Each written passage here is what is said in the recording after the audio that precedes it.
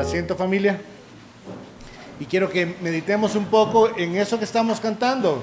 Su palabra es la verdad que transforma nuestro ser. Y debido a que eso es cierto, nuestra oración es: concédenos, Señor, estar atento a tu voz. En esa actitud, escuchemos hoy la palabra de Dios. Como hemos venido haciendo, antes de arrancar con el texto, de capítulos anteriores hemos estado viendo desde el capítulo 21, que desde el 21 hasta el 24 tenemos una estructura bien definida. Una estructura que podemos decir va de ida y de regreso. Y empezamos hace varias semanas hablando acerca de la propiciación por el pecado del rey, para luego continuar con el reporte de batallas. Luego vimos palabras de David y eso nos marcaba el camino de ida. Ahora ya vamos en la recta final de Samuel, en el camino de regreso.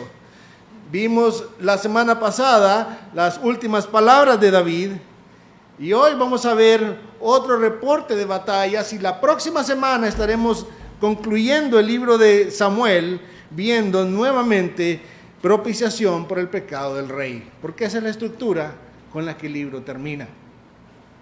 Así que hoy, en ese reporte de batallas, es necesario que recordemos lo que hablamos al inicio del capítulo 21. Estos pasajes no están en orden cronológico. De hecho, muy probablemente el pasaje que vamos a ver hoy puede estar, o algunas de las situaciones que vamos a ver hoy, es posible que estén alrededor de los tiempos de cuando David estaba siendo perseguido por Saúl, cuando se estuvo escondiendo en la cueva de Adulam. ¿Recuerdan? Cuando Saúl también estaba persiguiéndolo y David tuvo la oportunidad de matarlo y los hombres le decían ahora. Y David dijo, no voy a actuar en contra del ungido de Dios.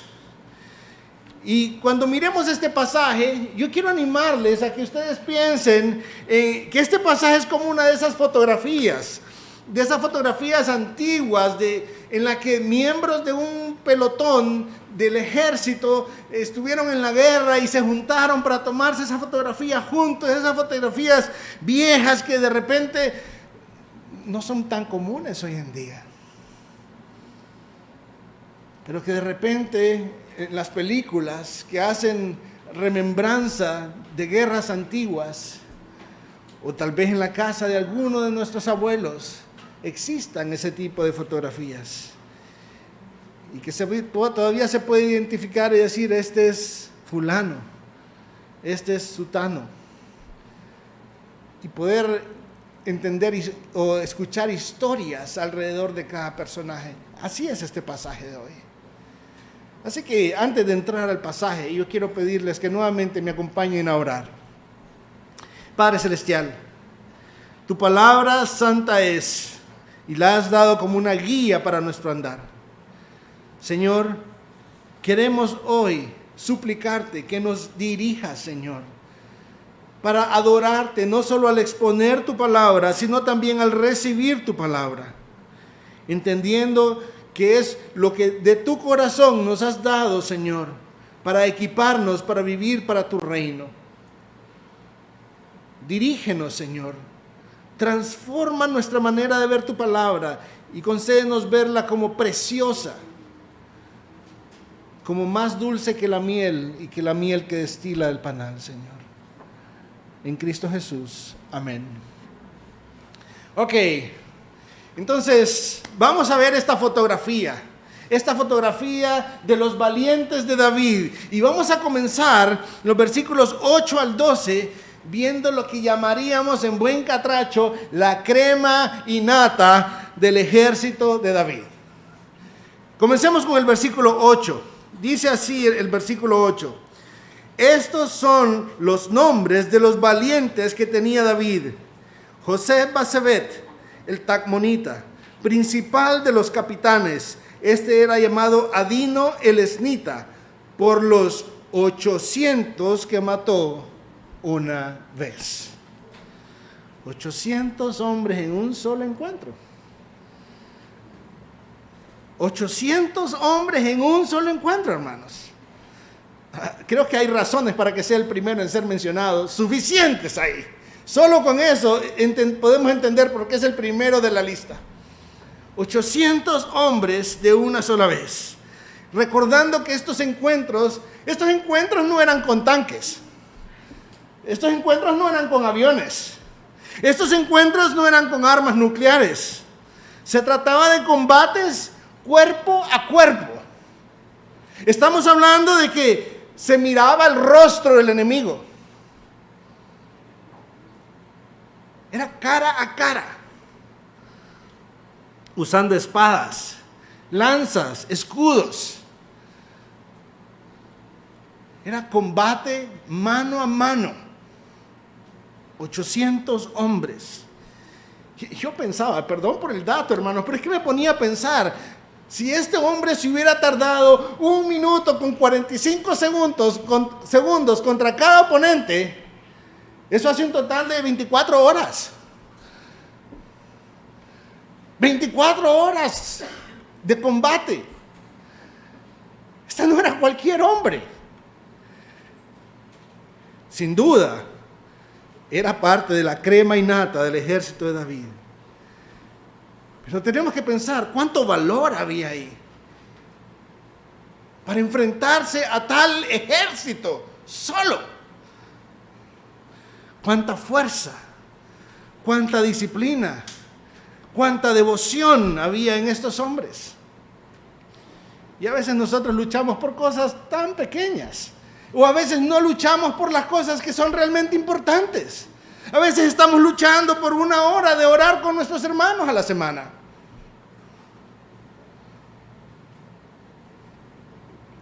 Este era José Basebet. Sin duda, un hombre con habilidades y capacidades sorprendentes. Veamos los versículos 9 y 10, por favor.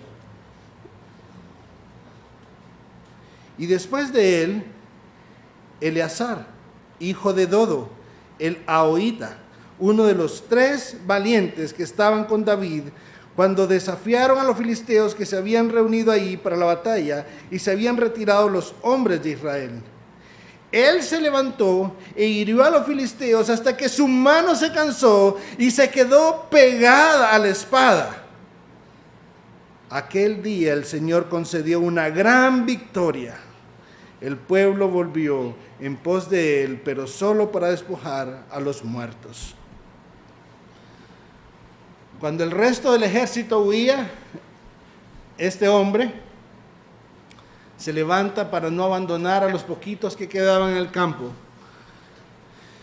y a enfrentar a ejércitos completos. Y dice ahí que mató a tantos que al final su espada estaba pegada a su mano. No sé exactamente por qué, el texto no nos dice. No sé si es que era acalambrada. Si alguno de ustedes ha macheteado toda una tarde, sabrá que a veces uno siente como que no puede soltar el machete o alguna herramienta. Uno, después de hacer mucha fuerza por tiempo prolongado, uno siente como que la mano está como acalambrada y que no puede soltarla. Pues no sé si era eso o era por otra razón. Pero lo cierto es que nuevamente vemos a un hombre con gran valor. Pero aquí el texto ahora nos da algo muy importante para entender realmente lo que sucedía, no solo con este hombre, con todos ellos. Nos dice el texto, el Señor concedió una gran victoria. Es cierto, estos hombres eran valientes. Es cierto, estos hombres tenían habilidades y disciplina para mejorar en esas habilidades. Estos hombres tenían entrega, pero la victoria la daba el Señor.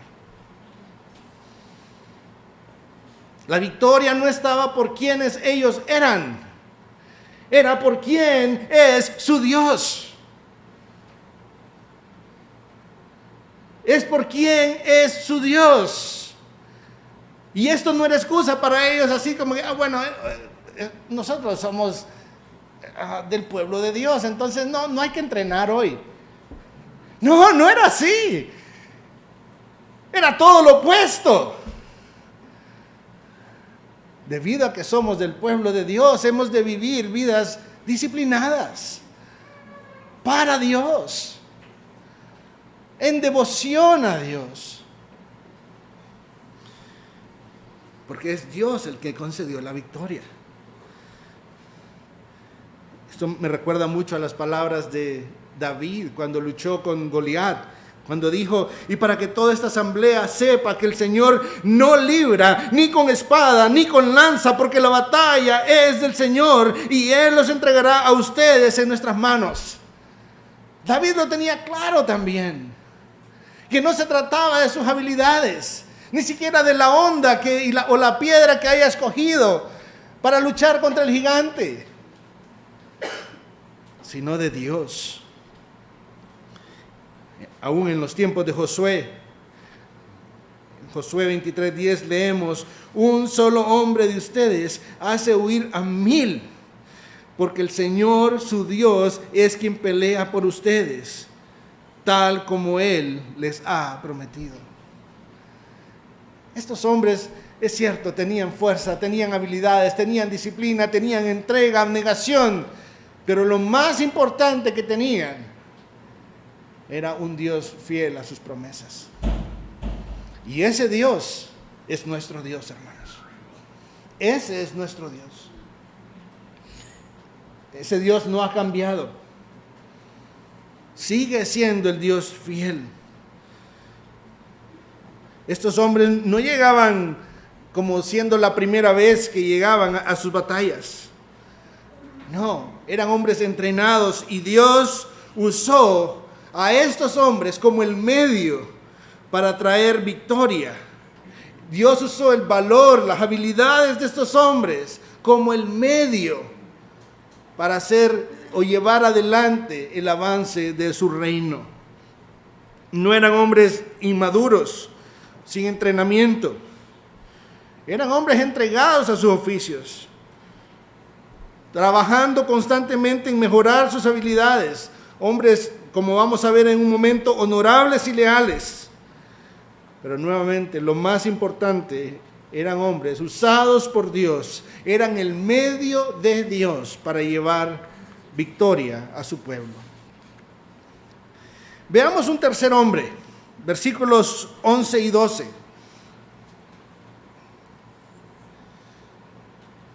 Después de él fue Sama, hijo de Age el Ararita. Los filisteos se habían concentrado en Tropa, donde había un terreno lleno de lentejas, y el pueblo había huido de los filisteos. Pero él se puso en medio del terreno, lo defendió e hirió a los filisteos, y el Señor le concedió una gran victoria. Una de las estrategias de guerra usada por siglos y aún en la actualidad es atacar o destruir las fuentes de alimentos del enemigo. Y fue lo que estaba sucediendo en esta ocasión. Los filisteos vienen, un ejército de los filisteos llega y están atacando esa provisión, ese campo, y todos salen huyendo. Y ante ese ejército, un hombre se levantó, Sama. Y dice ahí que él defendió el campo. Dice, lo defendió.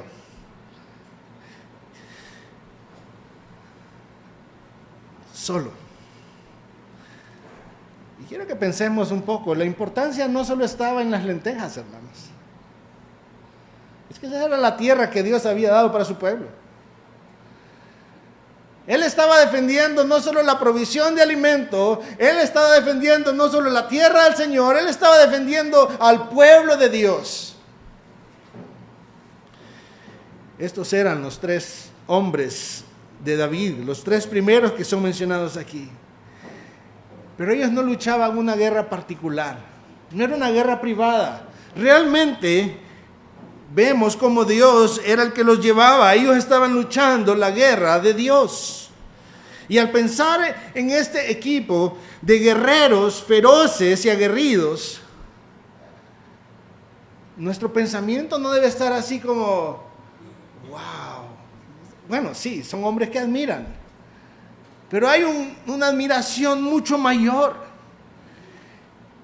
Pensar en estos tres hombres debe impulsarnos a ver a nuestro Cristo, quien con valor y humillación se hizo hombre, sabiendo todo lo que iba a padecer,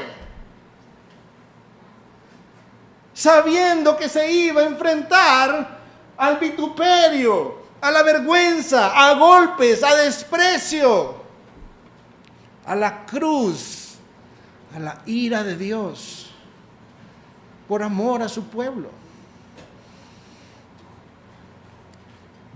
Nuestra principal provisión es Cristo Jesús.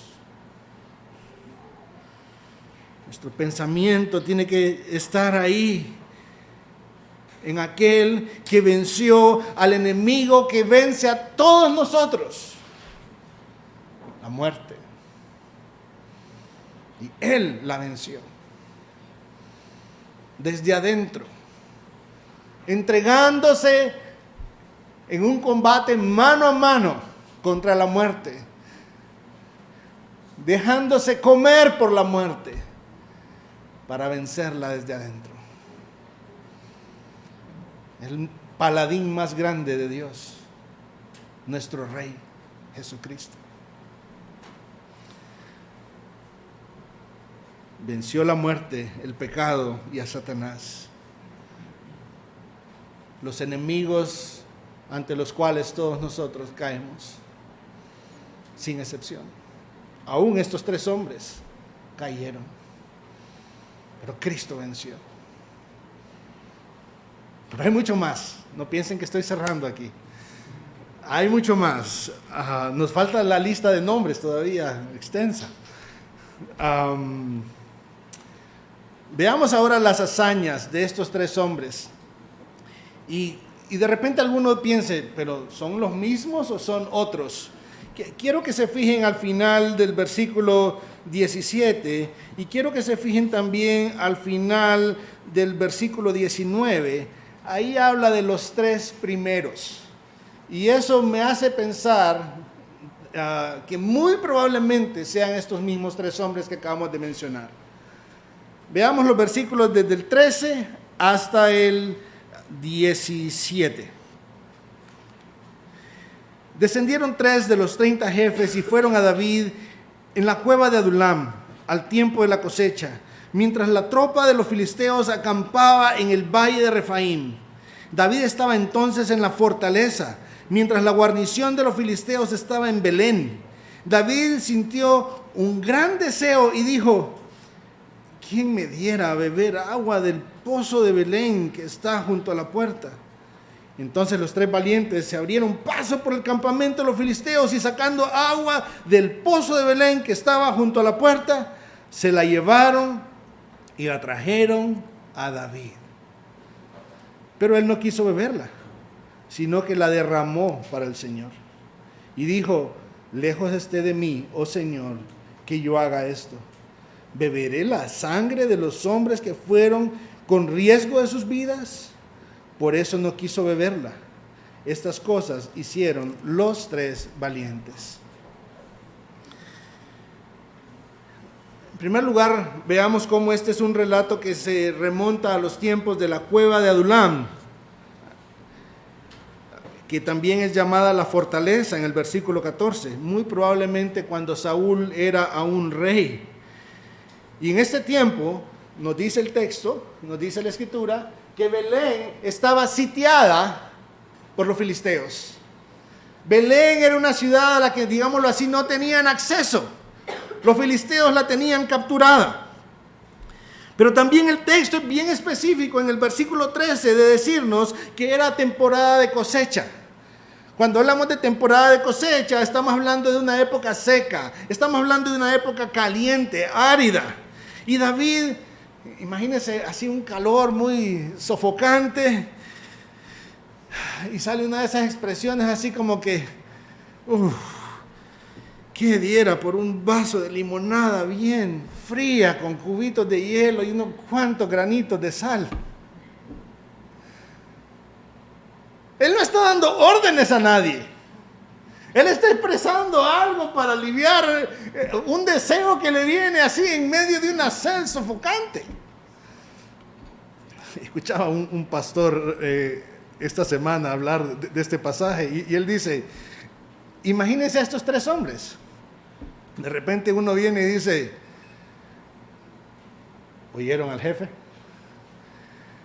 Y otro viene y dice, sí, tiene sed y de agua del pozo. Y el otro dice, vamos a traérsela. Estamos hablando de 3 hombres abnegados, leales a su rey. 3 hombres que cuando escuchan a David, lo primero que sale es lealtad hacia este hombre y conspiran entre ellos para satisfacer el deseo de su rey. Imaginémonos todas las dificultades por las que estos hombres pasaron para conseguir esta agua. Era un trayecto como de 20 kilómetros de ida y 20 de regreso, ¿verdad? Desde la cueva hasta Belén. Eso implicaba, recordemos que Belén estaba sitiada, eso implicaba llegar y pelear contra los filisteos, 3 hombres contra toda una guarnición, pelear contra los filisteos, para que de repente uno de ellos llenara un vaso con agua o una catimplora. Espero que haya sido una catimplora, hubiera sido más fácil pelear después. Mientras los otros están defendiendo, buscar salir de Belén, de repente siendo perseguidos por cientos de soldados y 20 kilómetros de regreso hacia la cueva de Adulam para llegar donde David y decirle, usted quería agua del pozo, ¿verdad, mi rey? Aquí está su agua. Aquí está su agua. Para estos hombres el deseo de su rey era un mandato. Eran hombres tan leales para con David que estaban dispuestos a arriesgar sus propias vidas. Así era su compromiso para con el rey. Quiero decirles, hermanos, nosotros tenemos un mejor rey que David. Un rey más digno de ese tipo de lealtad y de más todavía. Pero ahora yo quiero invitarles que nos pongamos en los zapatos de David. Permiso, Adam. ¿Y qué hace David?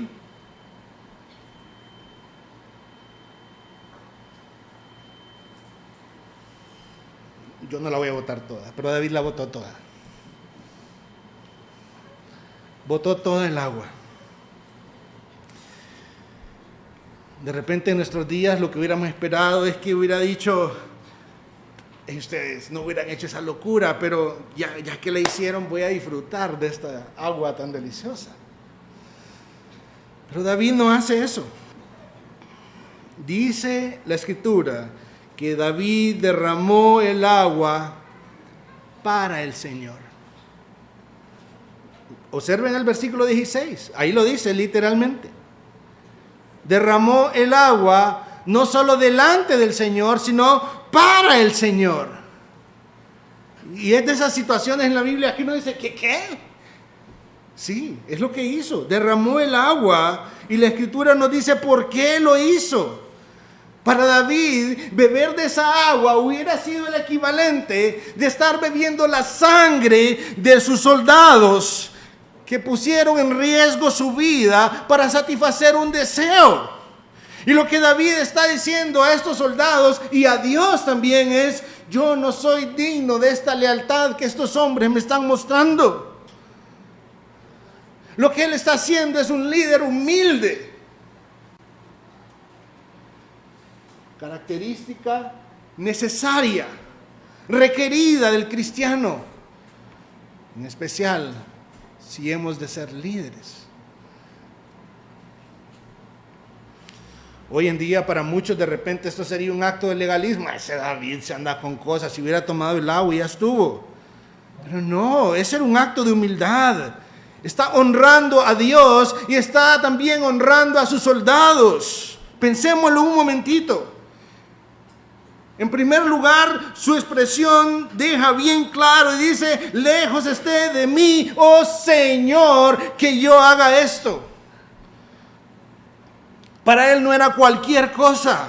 Estos hombres habían arriesgado sus vidas para David. Esto equivalía para David a beber su sangre.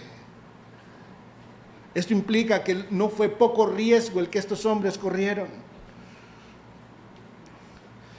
Esta agua venía a ser un símbolo de devoción de estos hombres. Era un símbolo de servicio sacrificial. Y para David, al no beberla, él estaba reconociéndose a sí mismo como inmerecedor de ese tipo de lealtad. Él estaba realmente honrando a sus hombres al hacerlo. El agua fue derramada como una ofrenda líquida a Dios, lo que muchas veces en el Antiguo Testamento veremos que se llama una libación. Una libación. Porque sí, nuestra vida sí es justo que la entreguemos a Dios. Sí es justo que arriesguemos nuestra vida por aquello que Dios nos pide. Vamos a continuar. Ya vimos los tres. Ahora veamos los generales de David. Versículo 18 y 19, por favor. Y Abisai, hermano de Joab, hijo de Sarbia, era jefe de los 30. Y este blandió su lanza contra 300 y los mató. Y tuvo tanto renombre como los tres. Él era el más distinguido de los 30. Por eso llegó a ser su jefe, pero no igualó a los tres primeros. ¿Y solo a 300 mató? El otro mató 800 y este 300, qué perezoso, ¿verdad? No, nada de eso, hermanos, para nada. Solo que cuando hacemos la comparación, realmente pareciera quedarse corto con lo que hizo José. Este es Abisai, este es el sobrino de David. Este es aquel que lo acompañó cuando David fue al campamento de Saúl, en que estaba Saúl y Abner cuando estaban persiguiendo a David, de donde tomaron la lanza y la cantimplora. ¿Recuerdan? Si no recuerdan, pueden devolverse a 1 Samuel 26. Este es el mismo Abisai que también guió a los ejércitos de David contra Absalón en 2 Samuel 18, contra Seba en 2 Samuel 20. Y no solo esto, de los pasajes más recientes, ustedes recordarán a Abisai por ser el que le salvó la vida a David, matando al gigante Esbi-Benob, cuando David se cansó en medio del combate, en el capítulo 21. Este es Abisai. O sea que en cierta forma, el autor lo pone en dos listas de valientes. Él está en dos listas. Pero Abisai no solo es el único. Dice ahí que era el más distinguido de los 30, pero no igualó a los tres primeros. Veamos los versículos 20 al 23, por favor. Benaía, hijo de Joiada, hijo de un valiente de Cabseel, de grandes hazañas, mató a los 2 hijos de Ariel de Moab. Y él descendió y mató a un león en medio de un foso un día que estaba nevando. También mató a un egipcio, un hombre que de apariencia impresionante. El egipcio tenía una lanza en la mano, pero Benaía descendió a él con un palo y arrebatando la lanza de la mano del egipcio, lo mató con su propia lanza. Estas cosas hizo Benaía, hijo de Joiada, y tuvo tanto renombre como los 3 valientes. Fue el más distinguido entre los 30, pero no igualó a los 3. Y David lo puso sobre su guardia. Este era otro hombre fiero. Un hombre que peleó contra guerreros destacados y venció. Era un hombre que tenía valor. Era un hombre que tenía destreza. Imagínense cuánto valor y destreza se requiere para de repente ver una cisterna, un hoyo en la tierra, y que hay un león ahí adentro, y no solo eso, en un tiempo de nieve, más dificultad para moverse, y tirarse a ese agujero para pelear mano a mano contra el león y vencer al león.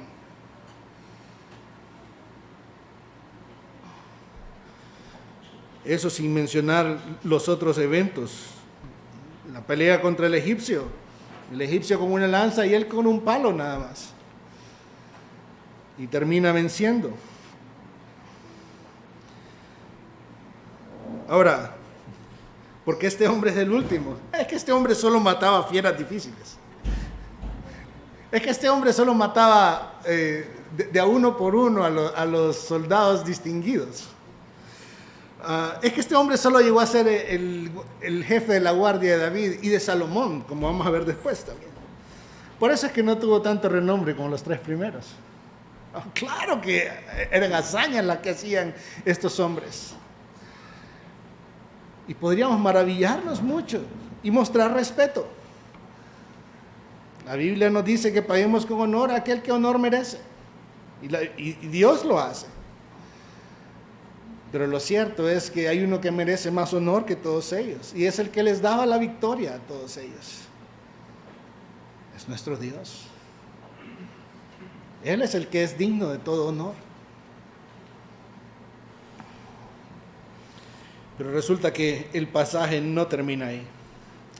Veamos el resto de sus héroes, desde el 24 hasta el final. Asael, hermano de Joab, estaba entre los 30. También Elanán, hijo de Dodo de Belén. Sama, el arodita. Elica, el arodita. Eles, el paltita. Ira, hijo de Iques, el tecoita. Abieser, el anatotita. Mebunai, el usatita. Salmón, el aoita. Maarai, el netofatita. Eleb, hijo de Baana, el netofatita. Itai, hijo de Ribai, de Gibeá, de los benjamitas. Benaía, el piratonita. Idai, de los arroyos de Gaás. Abi Albón, el arbatita. Asmavet, el barumita. Eliaba, el saalbonita. Los hijos de Jasén, Jonatán, Sama, el aratita. Aiam, hijo de Sarar, el ararita. Elifelet, hijo de Asbai, hijo de Maaca. Eliam, hijo de Aitofel, el gilonita. Esrai, el carmelita. Paarai, el arbita. Igal, hijo de Natán de Soba. Bani, el gaditas. Selec, el amonita. Selec, el amonita. Naarai, el beerotita. Escuderos de Joab, hijo de Sarbia. Ira, el itrita. Gareb, el itrita. Urías, el hitita. 37 en total. Ok, hermanos, no vamos a ir uno por uno, no se preocupen. Sé que no trajimos almuerzo para hoy. Así que, aunque podríamos ir uno por uno y ver muchos si los revisan en su casa, van a ver que hay muchos detalles interesantes. Uno de ellos puede ser la distribución geográfica de sus orígenes. Hay muchos datos interesantes en ellos aquí, pero hoy solo vamos a considerar al primero y al último de esta lista, porque son 2 que conocemos, son 2 que ya hemos visto antes. Ahora, esto no significa que los demás no sean notables.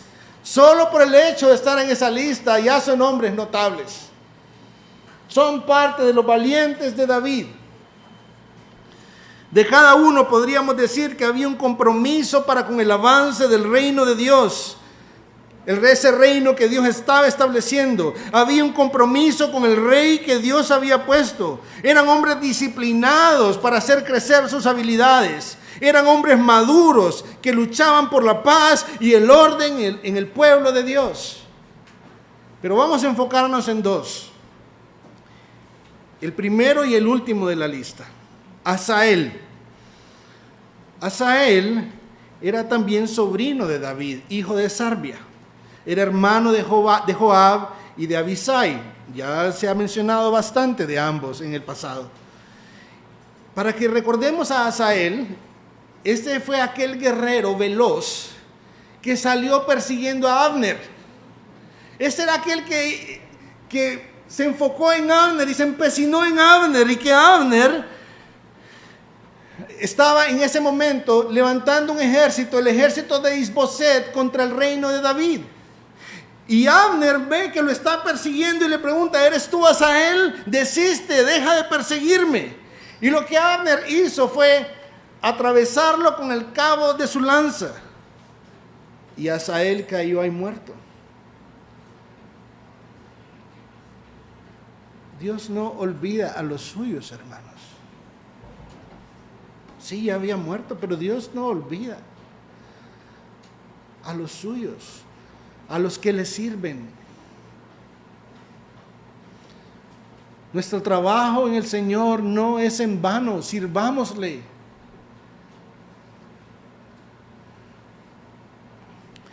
Y el último de la lista es Urías. Sí, ese Urías, esposo de Betsabé. Esposo de Betsabé, un soldado honorable, un soldado abnegado, un soldado que murió en combate, murió siendo leal a David, pero un soldado también que murió de una manera contraria al juramento que vemos que David hizo en este pasaje, de no beber de la sangre de sus soldados para satisfacer sus propios deseos. Y es justo lo que hizo David. Quiso a la esposa de Urías y terminó matando a Urías, bebiendo la sangre de su soldado.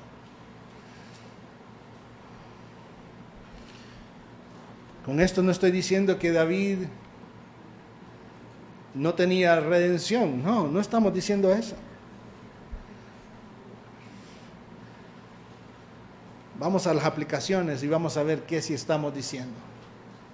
En primer lugar, hermanos, antes de hablar de David, hablemos de nosotros. ¿Cuál es nuestra reacción normal cuando vemos un pasaje como este? Ay, no, lista de nombres. Qué aburrido. Mire, usted que no se puede dormir, lea 2 de Samuel 23. No, hermanos. Toda la Escritura es inspirada por Dios. Toda la Escritura es útil para nosotros. Toda la Escritura la usa Dios para prepararnos para toda buena obra. Estos hombres pasaban mucho tiempo en sus campos de entrenamiento. Pues nosotros podemos entrenar físicamente también.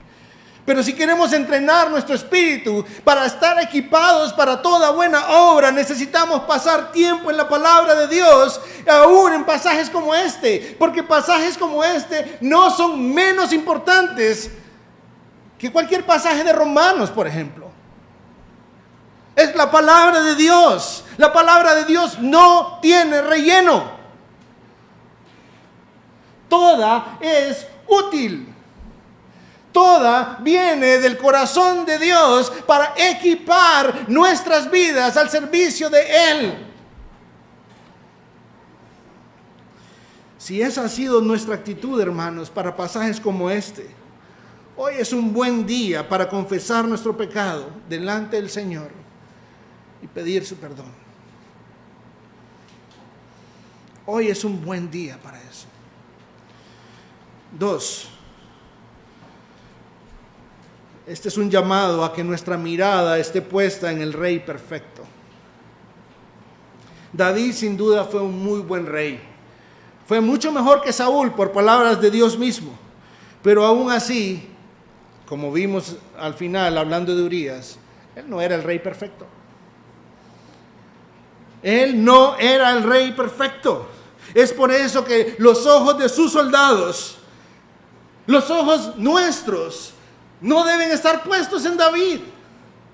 Nuestros ojos deben estar puestos en aquel que es el Rey de Reyes y que será el Rey de Reyes por la eternidad. Aquel que es mejor que Saúl y mejor que David y mejor que todo este ejército de soldados juntos. Nuestros ojos han de estar puestos en el Hijo de David, Cristo Jesús. Pero también este pasaje tiene que ayudarnos a entender, hermanos, que ser un héroe, que ser ese héroe perfecto, estos eran héroes sin duda, pero ser el héroe perfecto no es algo a lo que nosotros podamos aspirar por nuestro pecado. El heroísmo perfecto solo lo encontramos en Jesús. Él derramó su propia sangre para librarnos a nosotros de la esclavitud del pecado. Él entregó su propia vida como ofrenda al Señor.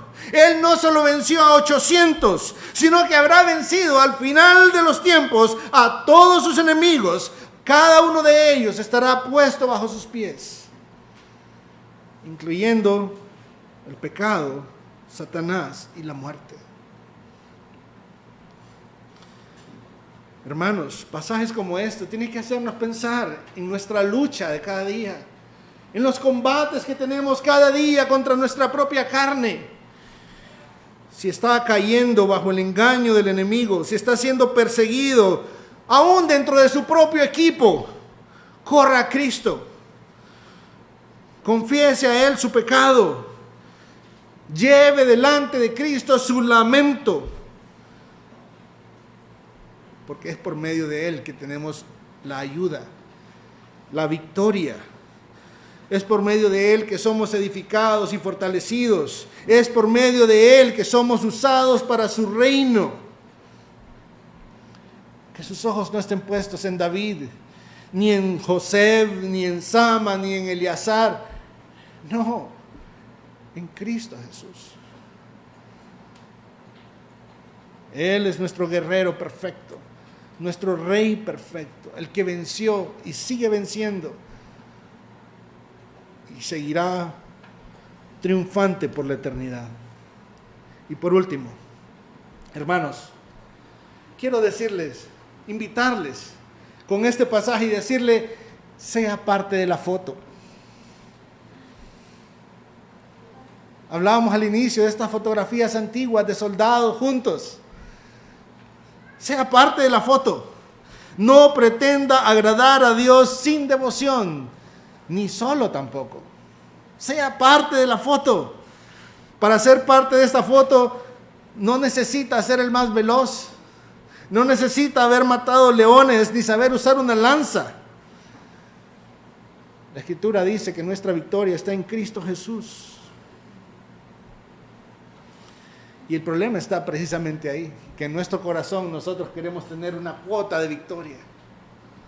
Nosotros queremos poder decir, sí, pero yo hice esto. Sea parte de la foto, no olvidando que es Dios el que da la victoria. Sea parte de la foto, no olvidando que en Cristo somos más que vencedores, porque Él ha dispuesto todas las cosas a nuestro alrededor para nuestro bien.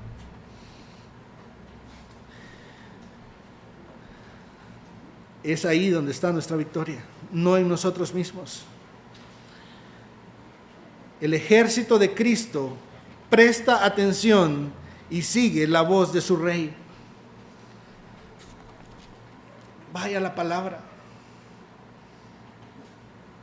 y obedezca la palabra. Jesús dijo, mis ovejas oyen mi voz, yo las conozco y me siguen. No vivamos nuestros días como si no hubiese un rey al cual tenemos que rendir cuentas. Eso es en esencia lo que es ser un impío. No vivamos nuestros días pensando que puedo seguir solo adelante.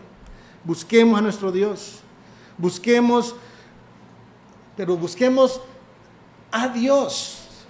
No solo su dirección. A veces solamente queremos la dirección de Dios para hacer nosotros las cosas.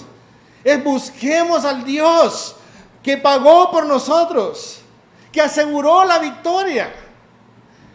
No solo su bendición y su guianza.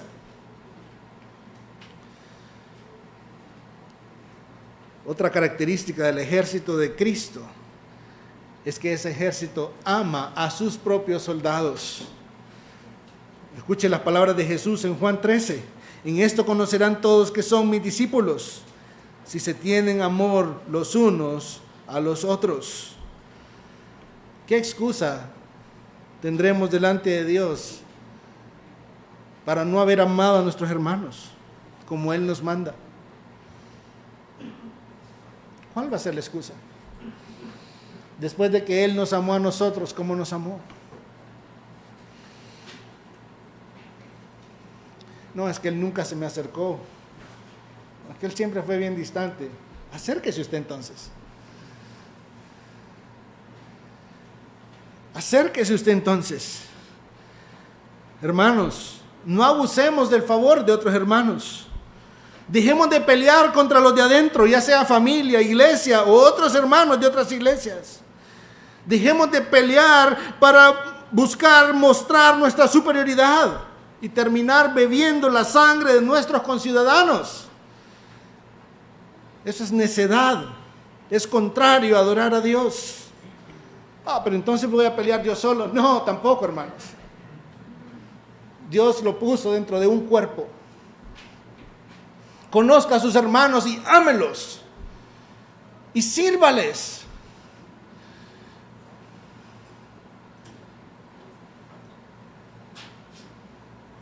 Si yo saco uno de mis órganos, no puedo pretender que sirva al cuerpo o que el cuerpo lo sirva afuera. Siempre va a ser en conexión.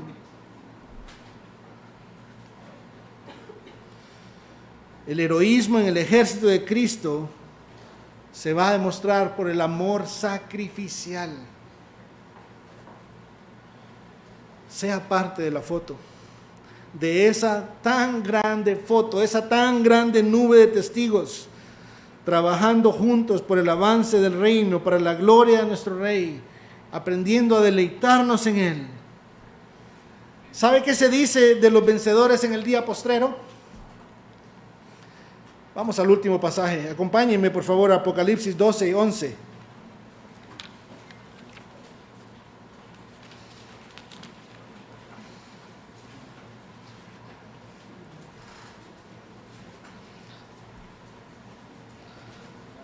Apocalipsis 12, 11 dice: ellos lo vencieron por medio de la sangre del Cordero y por la palabra del testimonio de ellos, y no amaron sus vidas, llegando hasta sufrir la muerte.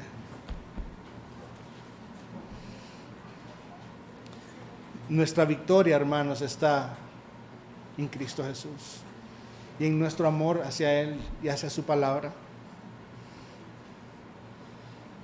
Nuestra historia ha de ser definida por nuestra respuesta en lealtad y devoción a nuestro Dios.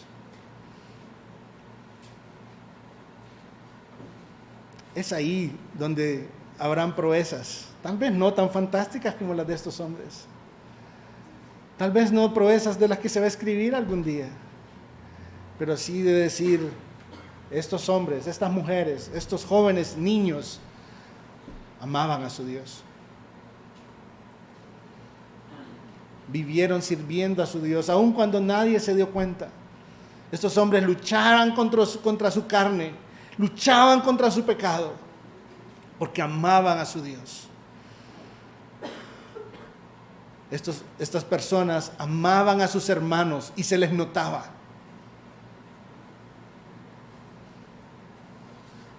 Que Dios nos dé la victoria, hermanos. Padre Celestial, te damos gracias, Señor, porque sin ti no somos nada. Sin ti no somos más que aquellos que se levantan contra tu pueblo, Señor. Aquellos que han de sufrir por la victoria y no celebrar por tu victoria, Señor. Pero te damos gracias a Dios que en Cristo Jesús nos has hecho parte de esa nube tan grande de testigos que viven por la fe. La fe en Cristo Jesús, la fe en tus promesas, Señor. Padre, ayúdanos a no perder el tiempo, Señor. Señor, que pasajes como este nos haga pensar en cómo estamos criando la siguiente generación, en cómo les estamos instruyendo en tu palabra, en lealtad a tu nombre, en actuar con valor, sabiendo en quién han confiado, en base a tus principios, Señor, por el amor a sus hermanos. Pero también ayúdanos a pensar en nosotros, las generaciones presentes. Llévanos a madurar para poder vivir para tu gloria, Señor.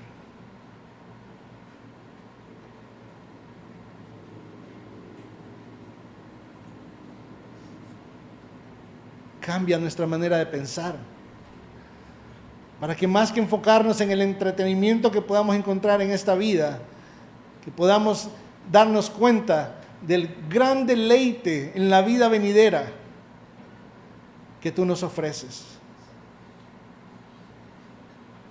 Y vivir a la luz, Señor, de tu verdad, de tu rostro, y encontrar en ti la más grande satisfacción para nuestras vidas. Y en el trabajar para ti, Señor, para el avance de tu reino. Cada uno desde su trinchera, Señor, desde su trabajo, desde su casa, desde su colonia. Llévanos a amarte más y más cada vez. En Cristo Jesús. Amén y amén.